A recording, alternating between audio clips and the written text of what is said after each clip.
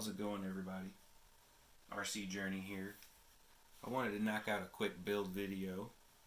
Now, I started with the JJR Q64 Transporter 5 6x6, and then I TIG welded 2 inches onto the chassis.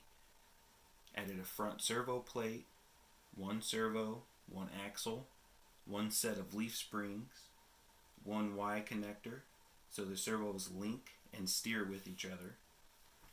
Now from that moment on, I got measurements of where to drill the holes with the front axle, so that way you know where you mount your leaf springs at. And then you custom make your drive shaft, because it's pretty long. You will not be able to use this one. So you're going to have to custom make, maybe using some of these or something else lying around. Now my spacing for my front tires in inches is right at 4 1/4. My spacing in the middle never changed because it was the spacing stock from the JJR Q64. So that's right at 7 inches. And then the rear stayed the same as well. That's right at 3 inches. Now the JJRC diffs are stronger than WPL, but they are also open, and they do have their weak links. There's more parts and there's smaller gears in there. So I'm not going to say they're stronger, but they're just different. So far they're proven to be stronger, but you will have stuff come apart on the inside of the axles, and you will have spider gears strip if you put too much torque to them. I happen to pack all 4 of these axles with Play-Doh. I didn't want to build an 8x8 and still get stuck. So they're a little bit open, but mostly posi. Now my electronics, I am using the Metal Gear WPL transmission with the 370 motor on the gear reduction. Right off the bat, I will say that this motor is a really low turn motor, and it just doesn't have the torque. It might be fine for a 6x6 or a 4x4, C14, the C24, any of the other vehicles.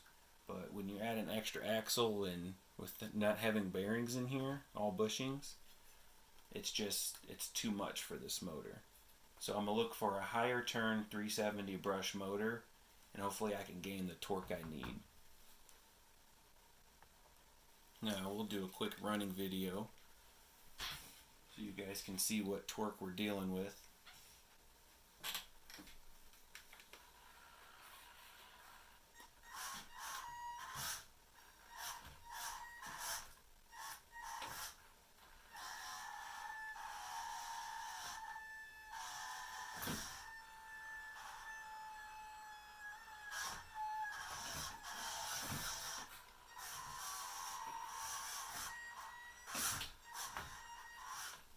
So not that bad. Now, of course, I did cut this door open, and I do have all the electronics and the battery and the receiver and the ESC and the Y connector. I have everything shoved in there. I am running 2S LiPo. I might switch it over to 3 to get the power I need. But seems to have a lot more torque than the 180 motor in the last running video. And of course, in the last running video, these front tires are much closer together. So I just thought this looked better, looked closer to the Tartras and the actual 8x8s out there. So I wanted to separate that tire, and I like the way it looks. Now some of you might want to keep the back on. If that's the case, that's what that looks like. And we're right at about 18 inches. So there's 12, and then there's another 6.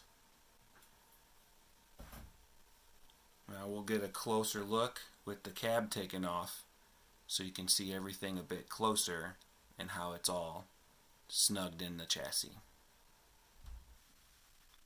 Alright, let me snag you guys in for a closer look. So the rear axle stayed the same. Spacing between the transmission and the rear, transmission and the front axle essentially stayed the same. And TIG welded more on.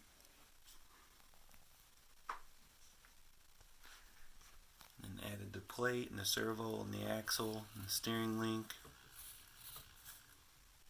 And then